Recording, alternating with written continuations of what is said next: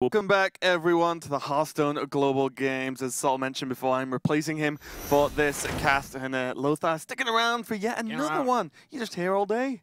Well, I love it. Yesterday, we actually did cast with Raven for 9 hours and 18 minutes. Well, yes. I didn't time it myself, but I knew it was 5 great matches of Hearthstone. We've got another great one coming up right now. It's going to be France versus Canada. Both these countries very prolific in Hearthstone. French, very much the French players very much known for their almost enclosed scene. They have a lot of like France-based tournaments. They have a huge streaming community as well. Some of them do travel out into other events as well. You know, Unid, Tars, players like those actually go out and play in a lot of other tournaments, like DreamHack, for example. We met up with Torlk in France as well. What I wanted to say, he was actually shooting with us the commercial for the Hearthstone Global Games. And we met him at DreamHack Winter when he had actually a top 8. He also had a top 4 performance at DreamHack Valencia, which was happening in 2016. Other than that, Bestmarmotte is actually a guy that had qualified for 7 Magic Pro Tours. Oh, really? Oh, okay. Not too shabby at all. Whereas looking at Canada, we have Cydonia, who really blew up last year with his HCT performance. Didn't quite go all the way at BlizzCon, but definitely a player that's been growing and growing since his first appearance on the the big stage, so to speak. APXVoiD is actually a teammate of Green Sheep on his new team now. He's actually a really strong player, and it's good to see him on Team Canada because I believe he's definitely one of the best players in that region actually. Wow. Just, one of the it just kind of flies under the radar a lot, though, right? Yeah, just wanted to say is that YouTube will disagree. You know who's the best player in Canada, right? It's Crip, of course. Crip, of course. Of course. Right. We see some nice shots of. We were in France not too long ago, although we weren't on the coast, so that was very nice. We were in Paris hanging out for that commercial. That was definitely a lot of fun. But yeah, we can see Hotform as well, a very well-known player, mainly streamer now, and then Purple. What a champion. Purple has got many, many results. He comes up with some crazy decks. And also, when players like, for example, Firebat train with Purple and practice with him quite a lot, if you don't know Purple, that's all you need to know, to be honest. That speaks volumes. And I expect some great things from him, as well as he is a bit of a deck builder himself. And again, as we've mentioned, this new expansion, new rotation, and we've seen all sorts of things just in 2 days at the Hearthstone Global Games. You can see what classes and what play order these are going to be going in. It's going to be Hotform versus Torlk first. Shaman, Rogue, or Rogue and Priest for those players. Diz Demon and APXVoiD are the ace players as well, with Cydonia and Diz Demon in the number 4 spots that may not play. Diz Demon seems to be like the lesser known from all the 4 players in France, but he's being put as the 4th and the 5th spot, so the players believe in him. Yeah, and Diz Demon actually has just consistently qualified, I think, for every playoff and prelim from last year.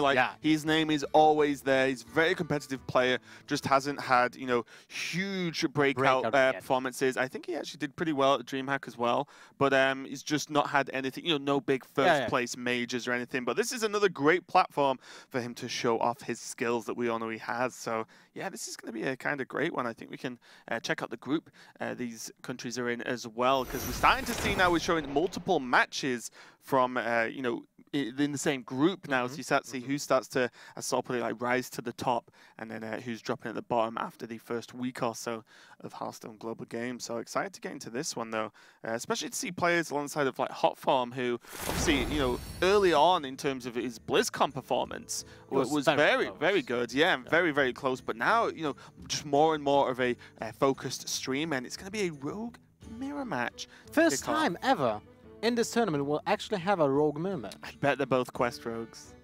That would be quite hilarious. Yeah, I've got a feeling, I've not been keeping an eye on Hotform actually in terms of what he's been playing, but I've got the feeling we might see double Quest Rogue come out. But yeah, I'm excited for this one with the potential Rogue mirror. If they're both miracles, then things can get kind of out of hand very, very quickly. Exactly, like literally out of hand, because they will be drawing so much. And playing a lot of spells to cycle. Do you see a Talk with Bestmarmotte in the one room talking about the game? Of course, both teams are in communications with each other. I mean, sorry, not with each other, but the players in one team are in communication with each other, so they are discussing the plays. Even when you just see one player on screen, he is talking to the other guys. Yeah, I love as well, you see on the Hotform's camera there, it's very much like, oh yeah, you know, Hotform's quite a focused streamer. You can tell by just a random green background behind them. There is a reason for that, and you'll no doubt find out once you check out the stream. But yeah, France versus Canada. And it always interests me, you know, I don't know tons about it, but I think there's some kind of rivalry. Both French-speaking countries, or at least, you know, sections of French-speaking countries going on there. And it'll be definitely cool to see if there's any, I might ask them afterwards, like, so, was there any sort of aggro going on between the teams? Well, they actually both kind of also talk a lot about the food in their countries. Like, oh, France has the best food, and then it's kind of like, oh, we have those amazing restaurants, but they're all French names. It's like... I've never been to Canada. So me neither, actually. Yeah, but I know one. I do like food, though. I was trying to say as well. But also, Canada has to be upset about one thing. And you know what? You know what it is? Go on. Hearthstone doesn't have a sorry mode anymore. Oh, yeah. It's fine. We have a few. I know a few Canadian people who I can get that from if I really need. But we're going to get into game one here: Canada versus France. Both players having the Quest Rogue and Hotform going for the Igneous Elemental build. I say it is common, but you know, definitely not a staple pick. You know, you can definitely, I've seen multiple rogue builds that don't have Igneous Elemental. The benefit being that with Firefly and the Igneous Elemental, you already have three of the Flame Elementals as they both generate the same minion. Oh, you have 4. Well, yeah. That is actually... Hotform's probably just that laugh, and then like whatever he just said then was probably like, got him. Exactly. Now, I really like the Firefly being played on turn 1, because you don't need Firefly being counted for the quest, so you gain a small bit of damage with this, and also you just play another Firefly on turn 2 with the Covens below. Yeah, we can see from the French side of the board that drawing patches never a good thing, and it looks like Torlk is playing the more sort of standard, I'll say, which is weird to say this early, but standard Quest Rogue with the double Vanish, potentially. You can see 1 in hand, but a lot of them play 2 because Vanish is actually insane when your minions are so cheap, and normally your opponents are a lot more expensive than yours. And you can destroy them as well if suddenly he will have full hand. Yeah, if you hit a control deck, they build up a board, then you Vanish, you've probably just destroyed like 3 to 4 cards potentially. And you also like bounced 15 mana, which is not whereas you've bounced 3. Yes, so exactly. You're like, oh, this is fine. Definitely correct. Especially with preparation, it's kind of insane when Vanish just costs 3 mana. But what I want to say is that drawing patches in Quest Rogue, I feel like it's the worst case scenario, of course, but it's still the least problematic for any kind of deck that draws patches. Because the deck still has value out of a 1 mana 1/1 with charge in its hand. While other decks have like, oh my god, I would rather have that, you know, anything else, even a 6 mana card right now on the opening hand, than patches. Yeah, I think the benefit is that these style of rogue decks don't really rely on an aggressive opening, so drawing patches isn't the end of the world, but that could be another bounce card, could be another duplicate card. True that. And really is taking up a slot. I think it's less how good patches is to play on board versus you are almost -1 card in your opening hand compared to what you should be at most of the time. But Hotform just having this just very straightforward plan. Normally there's loads of bounces that are required. You know, in the deck, whereas now we can actually just chain out Flame Elementals. Oh, now we have it. Even Both teams draw fair game. Fair game, yes. But one thing I wanted to say is that I'm really surprised that Torlk, first of all, daggered up and didn't do anything with the dagger. That means that he plans not to redagger on turn 3. And he didn't play Swashbuckler, although he has 2 Shadow Steps in his hand.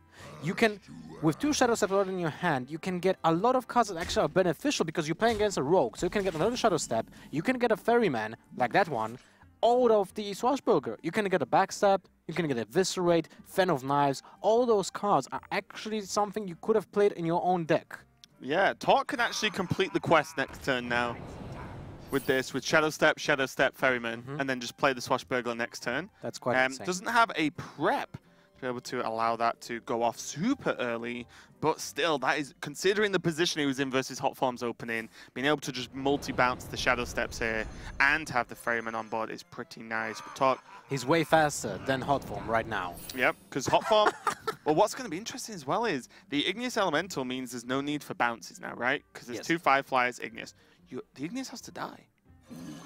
to get the minions, right? So I don't know if I like this though. He is actually at 2. Now he can't replay it with a coin. Sorry for not answering your question, but I was just thinking. I'll let you off. Because if you Shadow Step first, the Swashbuckler now, you go to 3, and then you bounce it back, and you still have the coin for next turn. No, it doesn't matter. Never mind. No, I think it does, right? Because would he not be able to, if he Shadow Stepped, replayed it, then because it's 0, Ferryman, he's in the same position, and then he still has this in hand. He plays it again next turn for the last, which is still 0. And he has another card. And then he can just coin out the quest. Because next turn he'll be on 4. He finishes the quest and goes to 5, right? Unless I'm missing something. Well, he's against at some point he has to pay 1 mana for Swashbuckler. Anyway. Oh, yeah. Because he will bounce it back. Yeah, sorry, I'm missing something. Yeah, these quest rogues stress me out. But yeah, it is going to be almost around about the same time. Both players are going to be able to get the quest off here.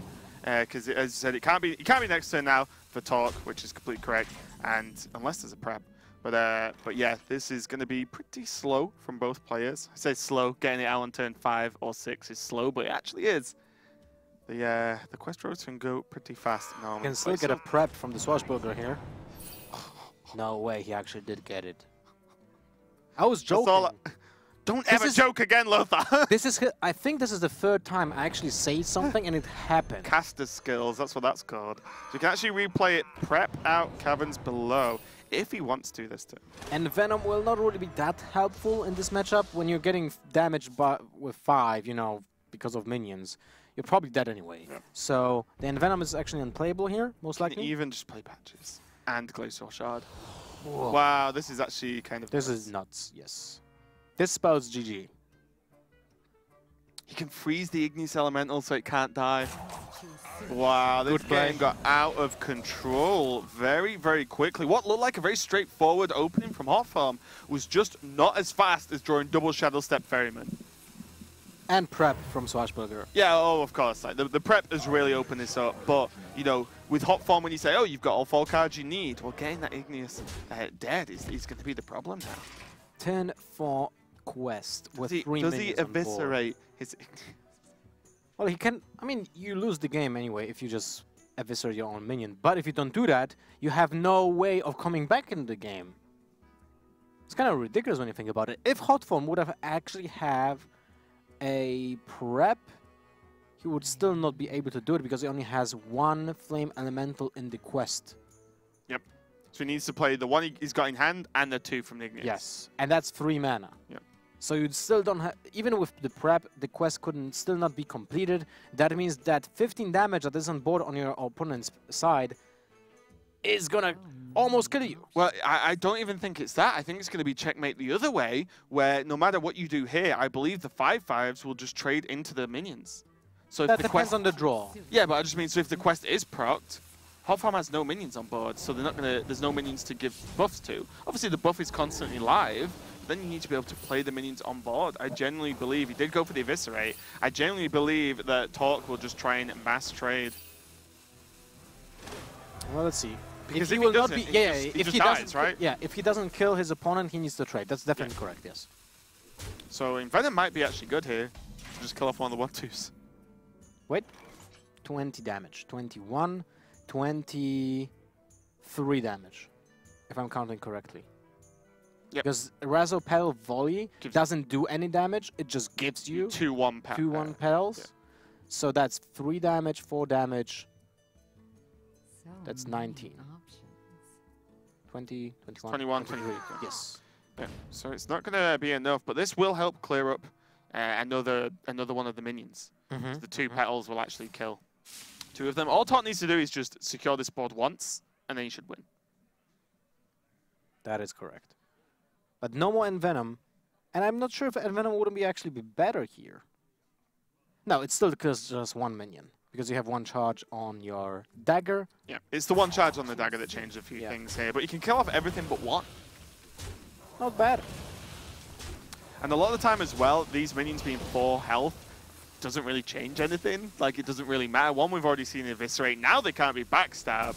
So the 4 or 5 health doesn't matter, especially in the mirror when you're either doing 1 or 5 most of the time, right? So it just doesn't make any difference here. Stone Tusk Boar is a charge minion as well, but Hotform wasn't short of those because he had patches available anyway. So now the best he can do is kill 2 of these minions with the quest, the patches, and then the Flame Elemental on the board. Still not terrible, although if that patches would have been in the deck, he would have been able to play a Pirate and then charge with the patches out of the deck. Yeah, wouldn't be able to kill 3. Yeah. Well, he doesn't have the dagger, so he wouldn't be able to attack with deckhand, but at least he would build board with another minion. So there's a small difference of having the patches or not in the opening hand. Yeah, and I think the discussion Team Canada are having right now is what do we even do? And I think it's the play to just try and hang on for another turn also. And, you know, Blade of Cthulhu's going to be interesting because it's just a dead card. Pretty much, like, there are so many cards that the Swashbuckler could have got, but Blade of Cthulhu, turn 9, that is a long time. Like, that's too far away to make an impact on this game. To be honest, just going for it. I would rather get the cartoon and prep than not prep another card. The prep was insane. Sure, the prep won the game for France. Ooh, well, this is actually... Is it lethal? Should be lethal. No, wait, because Vanish is for 6, so you don't have access to 1 more mana to charge with a minion. Yeah, and the thing is as well, there's 10 damage in hand. Well, 11 in hand from Hotform. Next turn, and that's like unstoppable damage as well. So I think Torlk has to trade here. But if Hotform draws 1 more charge minion, he suddenly wins. It's just the game. That's how like straightforward this game becomes once both players have Crystal Core live. It's kind of crazy here. Ooh, okay. Oh, he's gonna vanish. Okay. So now Torlk has 2 charge minions. So does Hotform, but Hotform needs 1 more as the Flame Elemental won't charge. So nice vanish there from Torlk. What's this gonna be? Is it a charge minion? Ferryman. It's a Ferryman! That's gonna be game. Wow. And although Torlk had an insane draw from his own Swashbuckler for the prep and the quest, it's still gonna make it, right? 4, 6, 7 mana, right? That's what I need. Yes. I was confused for a second because they didn't go for it. I'll just double check, but yeah, well, the thing is, as I said, all these players are talking with their teams, and when that happens, you go, okay, guys, is this definitely lethal? It's worth the question, worth double, worth triple checking here. And Hotform has got it. What a swingy game that was. Hotform looked like he was in a fantastic position right at the beginning because he just had the 4 minions he needs, but naturally without bounces. But it was slow. The Glacial Shard on the Igneous was great to stall it out, but then Hotform went for the self-eviscerate on the Igneous to proc the minions, and then that was enough to actually snowball the effect forward. And yeah, you know, Torlk was so close, but just being the 1 mana off Vanish and then replaying a charge minion to end the game, and that's Quest Road, guys. Actually, very interesting game to watch, since I was almost convinced the game is over when the prep was just played before. That was insane. First quest that is being played puts you in a major advantage, and with that eviscerate on its own minion from Hotform, actually and managed to just give him a 1 turn faster clock because of the Glacial Shard that was played, was actually an awesome move and a very surprising game. Yeah, now we're going to see APXVoiD go up against Untitled, and it's going to be Paladin from Untitled and Warrior from APXVoiD. We've seen a reasonable mix of Taunt Warrior and Pirate Warrior, but the Pirate Warrior today at least has been locked down pretty hard from Tice's Crawlers. Which the Golakka Crawler seems to be very prevalent in almost every single deck that we have seen to be like kind of tailored, that it can play Golakka Crawlers because it's still a playable minion. Exactly. The minion is not bad enough as like general tech cards are kind of, some are really bad if you just don't run into the thing you're teching for. But yeah, you know, Golakka Crawlers not too terrible at all. But the Paladin I'm very interested in. I was sat, obviously you could see me, but I was sat just off camera just watching the Kalento game, and I was like, I'm going to build that deck as soon as I get home after this and start messing with it, because that kind of looks fantastic to me. A lot of cool stuff you can do with Paladin, and we'll see what Untitled has decided to do. We've not seen any quest Paladin be prevalent at all, even on ladder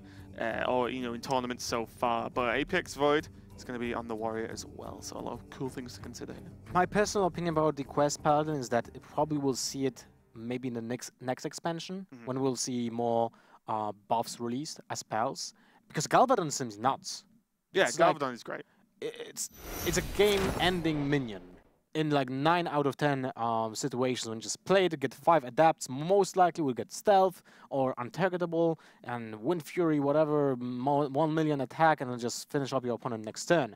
But the spells that are now being played on your minions are not really that powerful or fast enough yet. And also as well, Galvadon's one of the few quests rewards that can just be dealt with getting nothing done, right?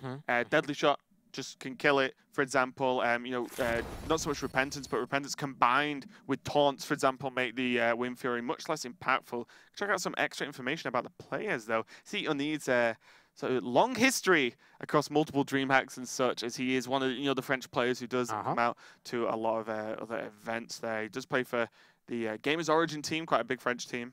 And Unid wants the world to know that baguette du fromage is the incorrect way to try to speak French, and you should use baguette avec du fromage instead. I don't know if I actually spoken that out. Probably correctly. sounds better than me still, though. That's fine. I'd have gone baguette avec du mage. Well, it has a mage in it, well, right? There you so go. It's correct. But when it comes to APXVoiD, he is known as one of the fathers of Tempo Mage, and is often looked to for innovations and advice for the deck. What I can also tell about him is that he is a long-time card player. He actually started playing his first adventure with card games when he was 8 years old, and that was Yu-Gi-Oh! Oh my God! You have problems with French, I have problems with English. That's why I'm a caster. So we are going to get straight into this game. There is a need on the Paladin versus APXVoiD on the Pirate Warrior. So it is Pirates. We're going to see what options Unid has to defend against this. Double Doomsayer seems okay. Seems reasonable against an aggressive deck, and even when you think about it, Doomsayer is pretty decent against the Zoth Paladin. Taunt Warrior as well. Yeah.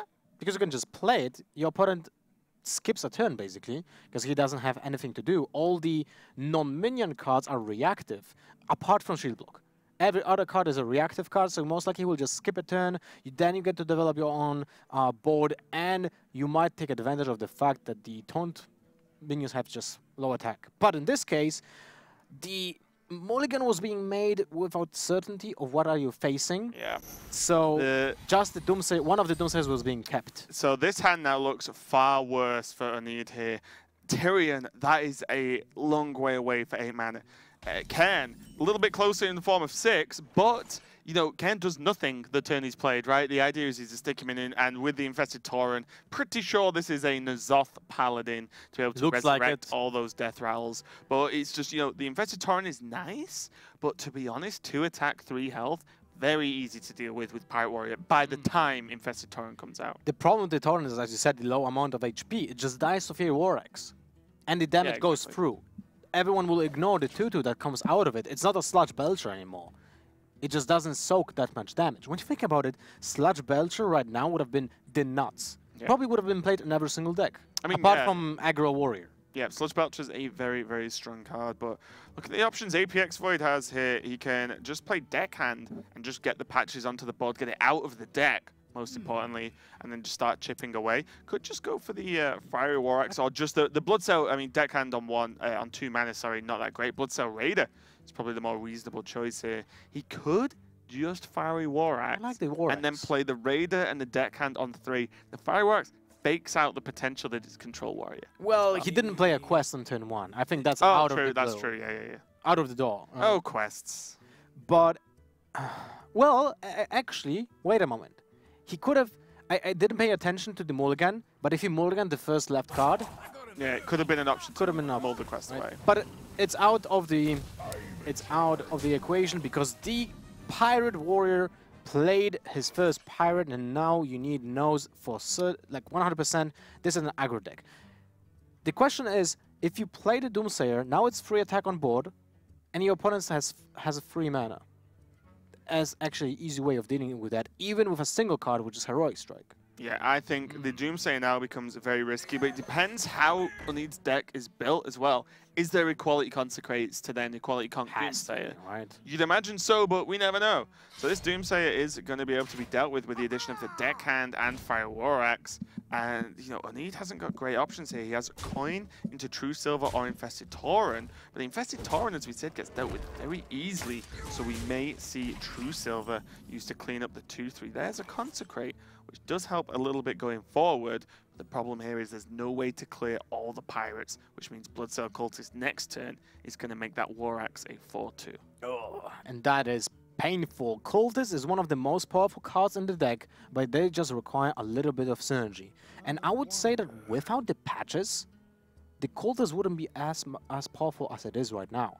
Because it gives you that synergy for 0 investment. You just had to play one pirate, that one pirate might die, and you still have a pirate on board because patches was just played for 0. Yeah, secondary level insurance policy. It looks like Unid is going to go for the True Silver Champion, though. This is just guaranteed to do something, right? Yeah. He's going to use it, equip it, and deal with the 2-3 here.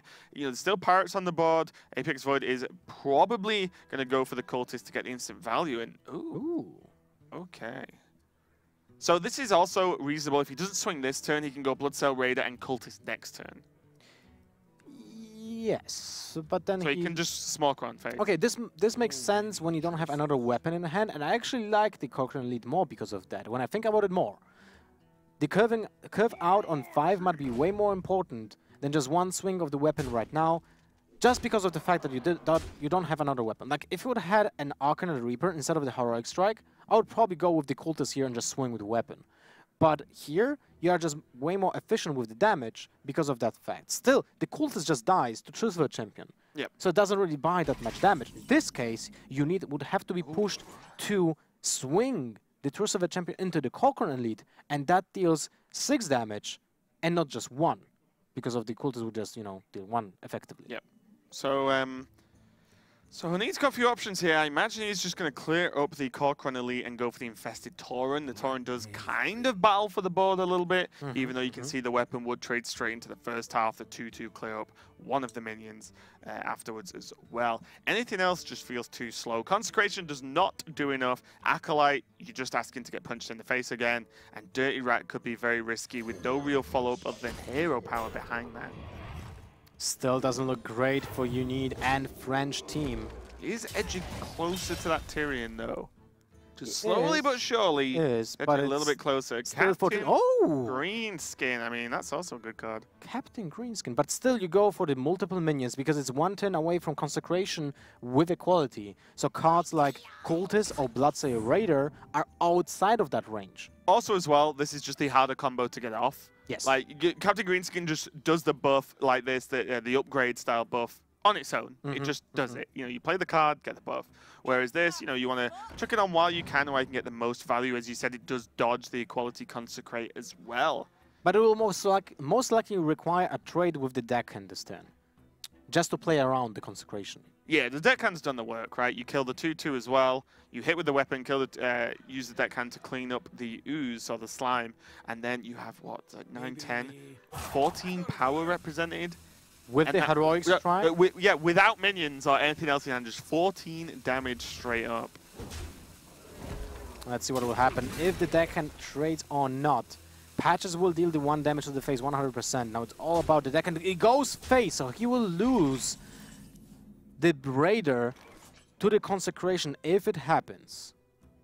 What are the other options? The other options are Dirty Rat into Aldo Peacekeeper. So Unid was paying attention 100% to the cards being drawn. So he knows that the Captain Greenskin was just drawn this turn, so it could have been not a creature, but now it is, and it's a 5-4. It's actually, this is the worst thing that can happen. It's either Nagakosa or a Greenskin. They actually have the same stats, and just 1 mana more for the Greenskin. Actually, it's an interesting context, right? For 1 mana more, you pay for 1 more durability on your weapon.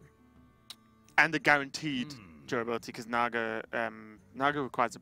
Oh, no, it just requires weapon. It, right? Yeah, it's exactly the same, but it gives one more mana for durability and the extra swing. But anyway, without our Peacekeeper drawn, this play looks way, way better than just the trade Consecrate. Because now you can just deal with it over a couple of turns. Dirty Rat is a pain to deal with. And any minions that actually attack Dirty Rat, other than the small ones, of course, actually soften them up for Consecrate next turn to clear the board anyway. Another Cultist. So the Fury War Axe was played on turn 3. It's turn 6, and it still will have charges. Yep. And the Cultist means he can swing and then use the Raider to kill off the Dirty Rat as well. Very clean. Very clean. Unless... Nah, you don't use the Heroic Strike. There's no point in it. For how much damage can you push this turn? 5, 7, 10 damage to the face. Paladin will be at 6 HP and it's turn 6. I wonder if APX clears all of the minions off because of Spite Ridge Steed. Well, he didn't do that with the Tauren. So he wasn't playing around Consecration. Yeah, but so at this point, Spite Ridge Steed is the only thing that actually just stops you winning the game, I think. Does he anticipate that it's being played in this deck? Does anyone anticipate any cards are being played in a certain deck at this point? I don't know. I think like N'Zoth Paladin has got to fill out some gaps somewhere. Spite Ridge Steed seems like just a reasonable high value sort of anti-aggro card.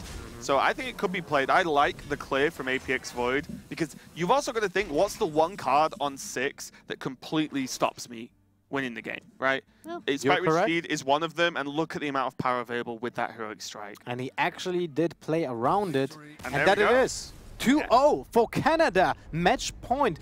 Will it be the third match that will end up in a clean sweep? Potentially, yeah. I mean, the N'Zoth Paladin, you know, I know you and Sol were talking about Paladin variants, and all the lists that Colento has run, never mind anyone else. But N'Zoth, I've heard a few people, you know, talk about playing it, and it's like, oh yeah, you know, the deck's really good. But I don't really understand how the game looks today, how you can almost reliably get to N'Zoth. A lot of the time, I think the fear factor of how many aggressive decks there are, that is N'Zoth just too slow because you don't have, you know, the warrior just play a million taunts style, and the armor gain, and the super hard removal like execute as well. You don't have those options. It's mainly equality, and we saw Aldor Peacekeeper there to reduce it down. Right? Yeah.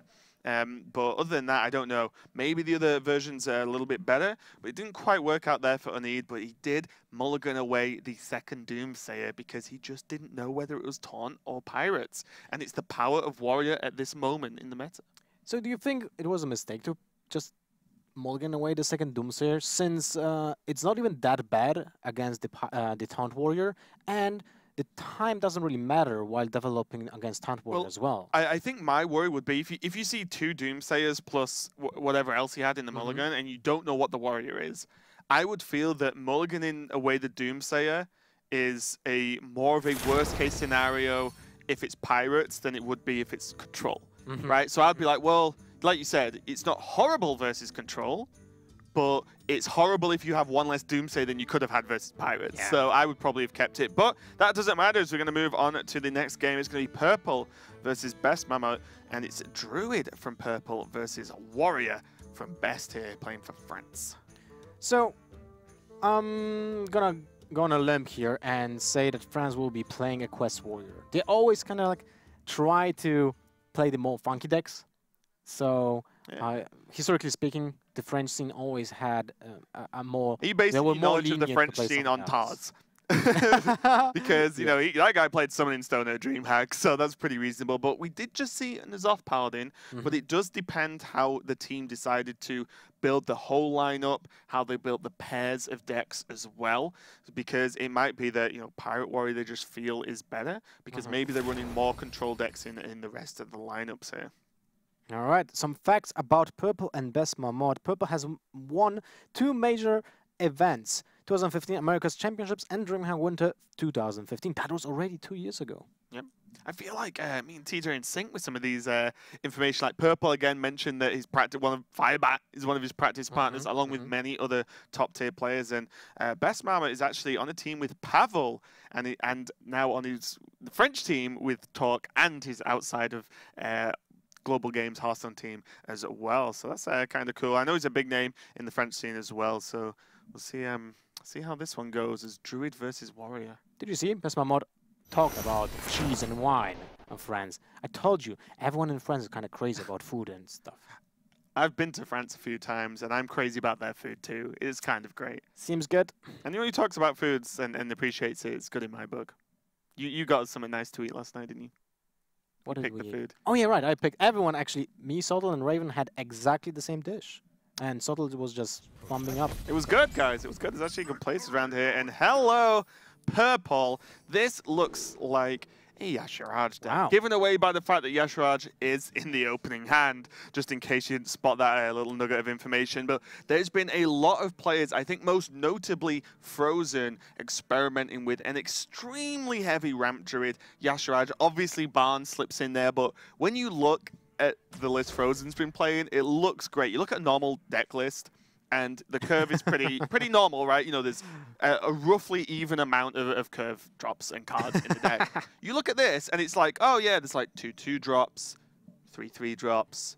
Oh, it starts now at 6. You know, like it just goes like tons of 6+ drops in the deck and barely anything under that. Earthen Scales is a nice inclusion. We talked about it in the Jade Druid matchup that we cast earlier today. But, you know, with so many big minions available, 1 mana gain that much armor is pretty cool. There's Barnes and the chance to just play it on turn 1. With Ishar, turn 1, kind of crazy, right? Do you do it, Lothar? That's my question. Well, with my experience in Ishar, even when you have only 4 minions in your deck, you're not going to hit it reliably. So that just screams lack of confidence to me, Lothar. It's all about that. Just turn 1 it, you get Yasharaj, win the game. Too much Madame Goya Shaman, man. Well, but this could just straight up win the game. Yeah, of course. And then it's a high roll that can just give you a free win. But I wanted to say, not only Purple is jacked as hell, but he also changed his skin color to actually purple. Yeah, he's just role-playing. Subtle would be proud, no doubt. Double Primordial Drake in the opening hand shows the kind of high curve that this deck is going to run. I'm excited to see what the big drops. Purple not going for the Raven style play of all in every single time. I'm the type of guy who just spams Astral Communion even at the worst case scenario just to see what happens. The Dirty Rat might be detrimental in this game, although if it gets Barnes. If it no, not that. It can be played on turn 7, example, with a Brawl. Yep. Or later on. And then it gets out a huge minion, it gets killed with no, like, you know, real effort. That's actually amazing. Well, it's what's swiftly becoming the standard setup for these control warriors is that you build up your taunts to just delay the game, then you go Dirty Rat, Brawl, and then play Sulfuras on 10, and then you can start just setting up for, you know, your hero power then dominates the board. Do you see the Giant Anaconda in the hand as well? Another card that, again, wasn't on Frozen's list at least, where this death rattles and pulls out a large minion from your hand, I believe. Yes, from your hand. It just gets you a 5 attack minion or more on the board. Primordial Drake, not a 5 attack minion. That is true. Actually, it wouldn't pull anything out of it. Yeah, that's what I mean. Interesting. Okay, well, the Discover options for the taunts. Bog Creeper does feel nice, but that is some hefty long-term planning when often, maybe even against this type of druid, you want to just get, like, I infer Grizzly this, well, maybe actually Faceless Shambler, just to be able to get them out early and spam them out quick, as currently, other than Dirty Rat, there's nothing taunt-wise to play next turn. I don't know about that. I like the Bog Creeper. It's just like, druids don't really have much to do about they have Yasharages. HP minion. Well, if they can innervate out Ishar, let's say this turn will play Wild Growth, they are going to 5 mana. It's gotta be Coin Barn. 8.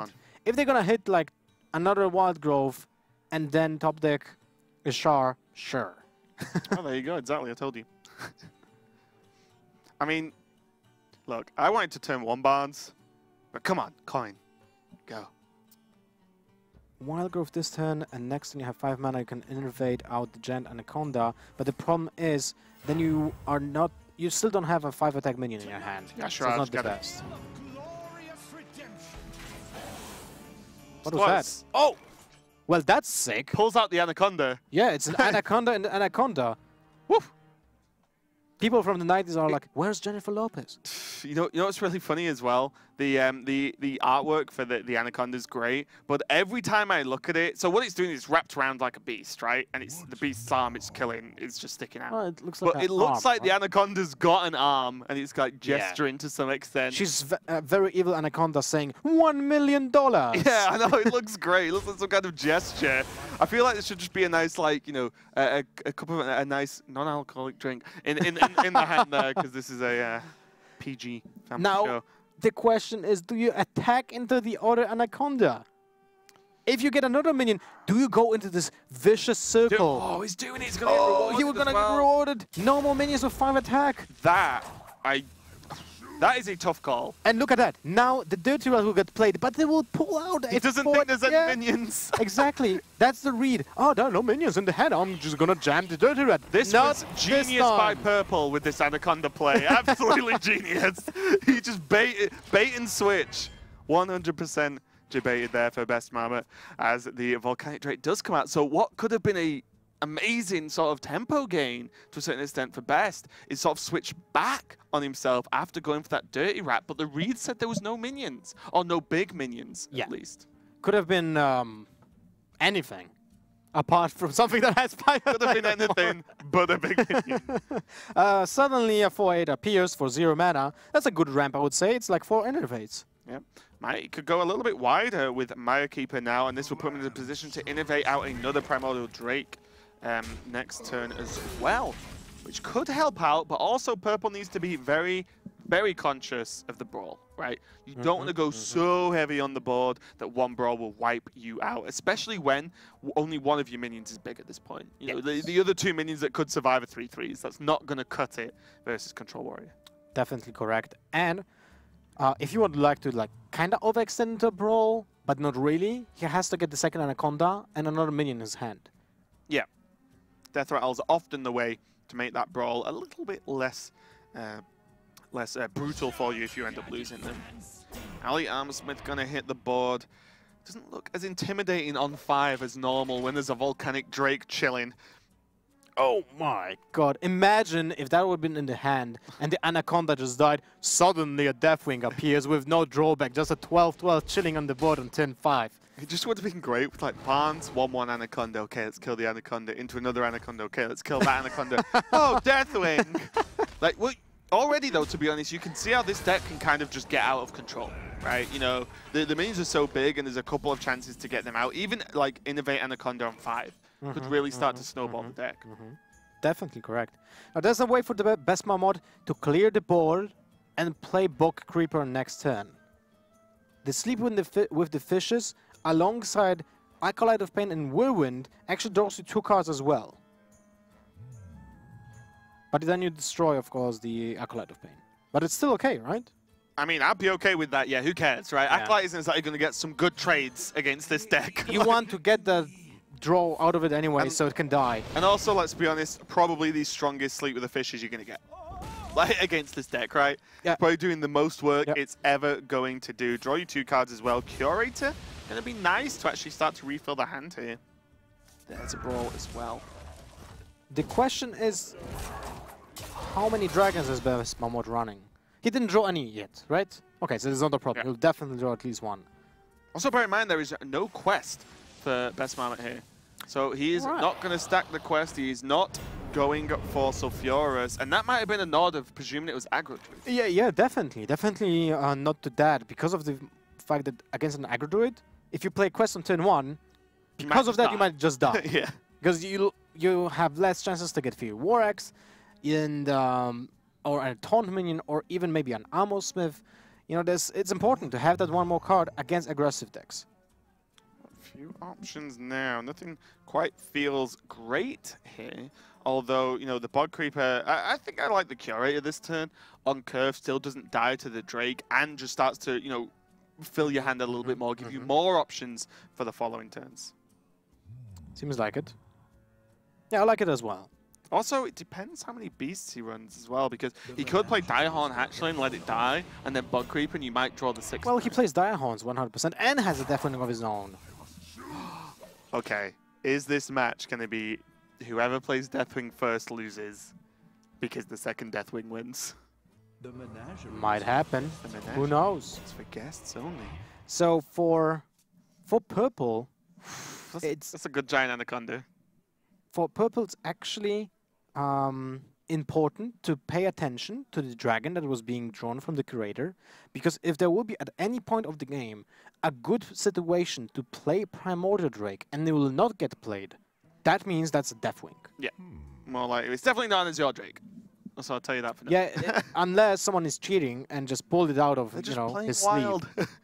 Yeah, no, these Deathwings are going to be very, very impactful. And now there's also a strange decision here in the next couple of turns for Purple, is that maybe he wants the Deathwing effect, all of his top decks are actually should be on average pretty strong, I right? agree. Because his curve is so high, and he might need it to clear a bigger board from Bestmarmotte here. So it's very tricky, because if he plays the Anaconda, Deathwing is the only minion that gets pulled, because Ysera is only 4 attack. Yeah, and then it gets overextended. It could just be pulled, Whirlwind, like Whirlwind Execute, and you're like, oh no. Exactly. Wow, this is very, very tricky, this matchup. Oh, look at that. Bestmarmotte actually pulled a Primordial Drake, so all I said about Primordial Drakes doesn't matter now, because he can actually have 2 in his hand, if he plays the one that he has it.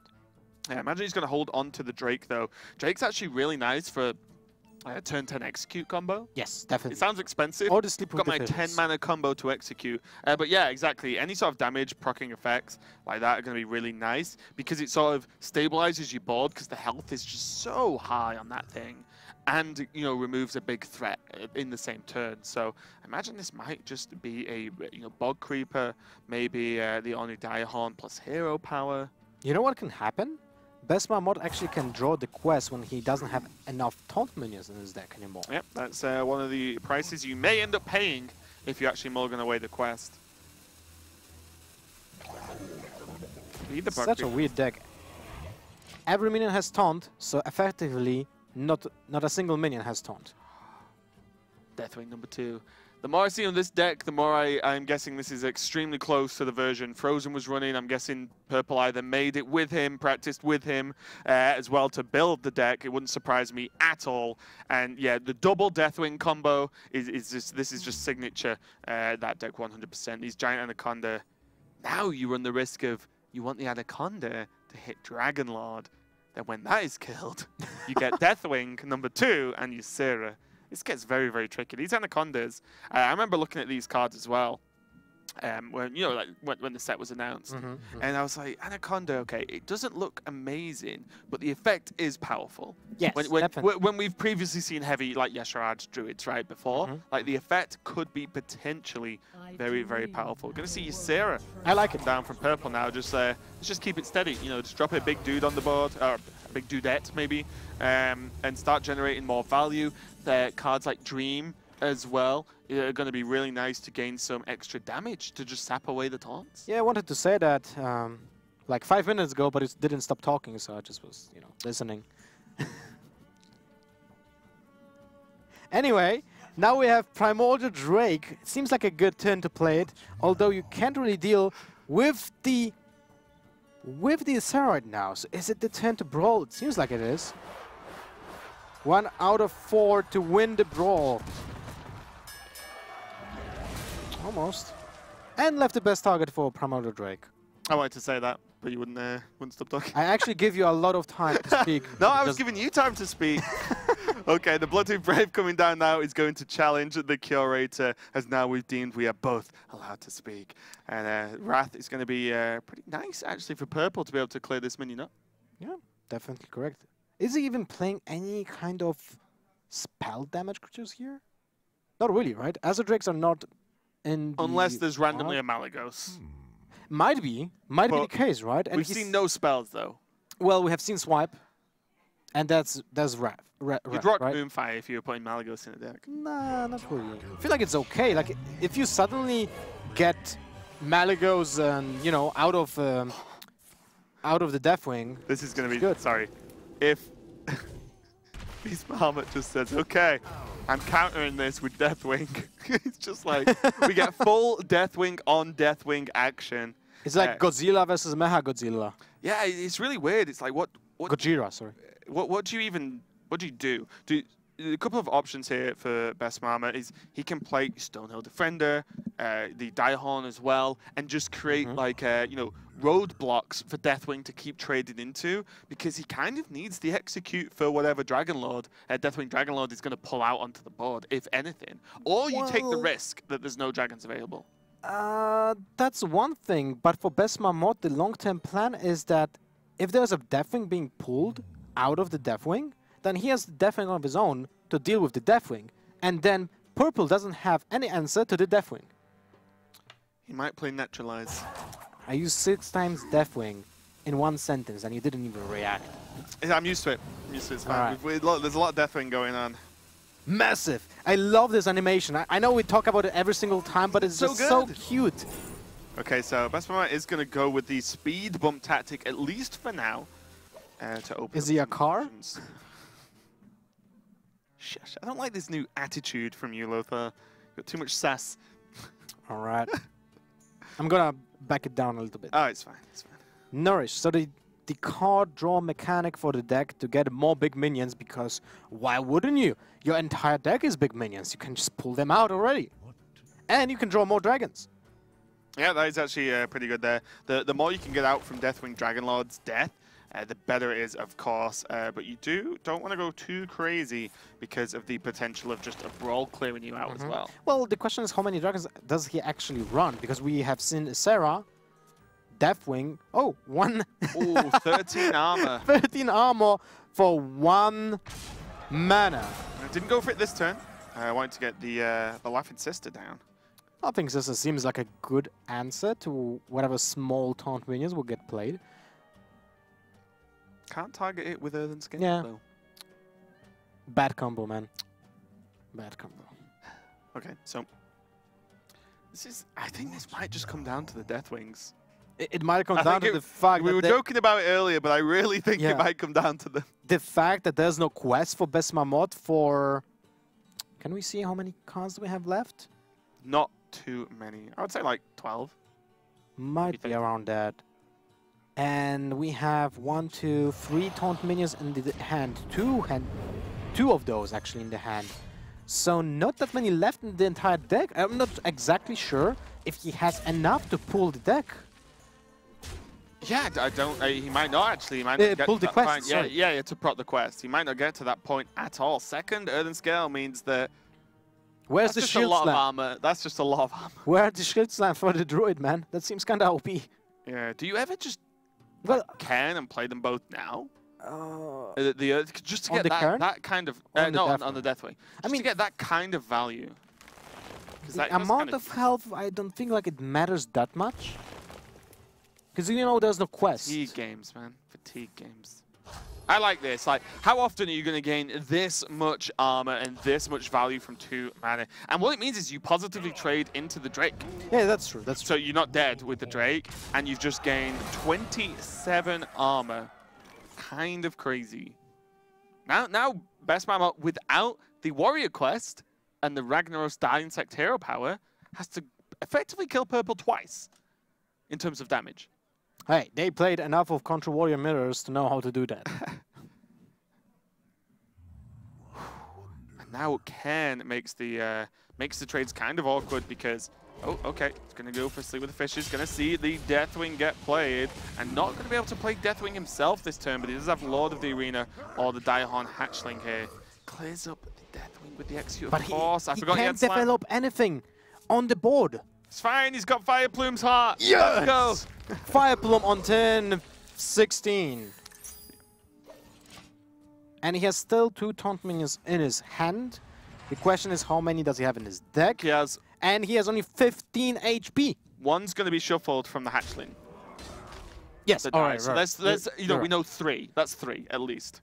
So what do you favor here? The Shah or this Anaconda? I think it's Shah. You slam a Shah, right? I think Anaconda. It's enough pressure, right? Anaconda's enough pressure, and if it gets killed, Yasharaj hits the board and then wins the game. But Anaconda doesn't deal with most of the taunt minions on its own, right? But you have Swipe of Wrath. Yeah, that's what I mean. Okay. Drop Anaconda because that is easily enough pressure to finish out this game. And even through taunts, because of Wrath and Swipe, if the board is brawled, or the minions are forced to be dealt with, Yasharaj hits the board. Great, 10-10. Yeah. I think Purple is very much setting up checkmate with this play, and we'll see how it turns out. His Bestmarmotte doesn't have many options, and he might just have to risk a Deathwing. Let's go, Purple. Drop the 30 bomb with the 30 armor. Okay, now he doesn't. He can play Lord of the Arena and Bloodhoof Brave, or Hatchling Bloodhoof. Being able to play 2 taunts this turn versus 1 changes everything. Still fine, because Purple just can easily deal with both of them. Use his hero power as means of trading, and that's actually great. Yeah, but the difference here is being able to play 2 taunts. 1 starts towards the quest, and means he can put 2 roadblocks in the way. Whereas if you just Deathwing, there's 3 taunts gone. Yes, he's probably not doing that quest. Yeah. Whereas this, he might still have a chance. Moonglade Portal. We didn't see that being played in any competitive decks yet. Seems like it found its place right now. Yeah, it is in this list because there's just not as much healing available. And it's really nice as well because the minions are just pretty big from there. Although I did play against someone today who got the, I can't remember the name of the card, but the 1/1 that summons a 6/6. Oh, the Ogre. Yeah, the Goblin guy that summons him. He got like a 1/1 from it, and I was like, all right. Feels good. So the Wrath is going to be used to help clear this up. Oh my god, a Black Knight. Well, that's a tech card that we are starting to see more and more often, especially in just aggressive decks that just curve out on Black Knight. Yeah, they just want to be able to kill mainly Ali Armorsmith, I think, actually, because that's the one that causes a lot of problems with the high health and the armor gain. Well, you know, any taunt minion that just dies for 0 effort seems like a good choice, right? But yeah, definitely Ali Armorsmith is like the top-end target. Yes. And now look at that. Enough of pressure to actually kill the warrior next turn, and it might be the case that Bestmarmotte will have to pull the trigger, play the Deathwing. I expect nothing less from Purple, to be honest. I expect nothing less. This has to be a Deathwing, and then he is going to be upset when Yasharaj... Well, no, he's just dead then. Yeah, swipe hero power. Oh, that's a good point. But he can't armor up. He has no other choice. Yeah, he has no other choice. He needs to Deathwing. He just punches him with the Yasharaj, though, so it's fine. You definitely don't swipe hero power this turn. Yeah. Or maybe you do. You trade Yasharaj into Deathwing and then go, oops. Oh, okay. Purple's going to finish this one up. There's a reason, you know, players like Purple, Frozen, etc. have been talking a lot about this version of Druid. We've seen a lot of aggro Druid, but these guys do not mess around when it comes to deck building, and you can see why. Frozen, kind of like a Druid specialist. He played a lot of the Aviana Kun combo Druid, so you know he loves this deck. Purple just, yeah, it felt like it was almost like a hard counter pick against the Control Warrior. It didn't help that Bestmarmotte mulligan Quest because. Yeah. To be fair, you've got to... The majority of Druids are aggro, right? So, you know, the logic behind that was completely valid. But yeah, that plus just the deck in general, the Anacondas coming out early on, was enough to overrun him. He didn't even need the second Anaconda, like for the Ishar, because of the swipe. He put so much pressure on the warrior that even without that Ishar pull out of the second Anaconda, he would finish up the game after the Deathwing, which is kind of insane when you consider you're playing against a warrior that plays taunts all the time and has armor up, right? Yeah, and Canada have just pretty much obliterated France here, 3-0. The first game, Hotform versus Torlk, was on a knife's edge, basically, with that the double Quest Rogue, like the Quest Rogue mirror, should I say, was very, very close. Even we were like, oh, it looks like Torlk's got it. Yeah. Oh, never mind, Hotform wins, because that's very much how that deck sort of plays out. But the other games after that, Canada looked very, very confident. We didn't even see Cydonia play. And Cydonia's, in terms of competitive pedigree, is one of the highest there in the Canadian team. So 1-0 for Canada and France at the bottom of that group. Let's say about that, about Cydonia, because he didn't have to play, but he is known for actually sweeping an entire team by its own, like he did against China when he actually penta-killed an entire team. Yeah, and something we've pointed out as well when you look at this group as one of the groups of death is, you know, Canada versus France. There's still Belgium, Denmark, Kazakhstan, Malaysia, all great Hearthstone countries. So any losses in this group, there is no, oh, okay, this was my hardest team to go against, we'll win the others, because no, they're not that much easier, if easier at all. It's a tough group. That is an insane group. Losing at any point, it could be detrimental for these teams trying to qualify out. It's absolutely insane. Good matches, by the way. Amazing matches. Yep. Interesting decks. The entire day is filled with surprises when it comes to deck choices, and I love this expansion. Seems like even though we have hyper aggro decks, like the Pirate Warrior, like the Quest Rogue, well, it's kind of like an aggro, right? Yep. We still have we have still the other spectrum for the control decks, for mid-range decks, for insane druid decks like we had right now, and it's super fun to watch. Or the priests. Yeah, exactly. The amount of decks being built and played around with is a lot of fun, and the fact that I'm pretty sure this isn't just thanks, mate. Pretty sure this isn't a short-term thing. I think there's a lot of decks that are going to continue to be viable. But we are going to go to a very short break while we settle the next match, the best match of the day. No doubt it's going to be UK versus USA, so don't go anywhere.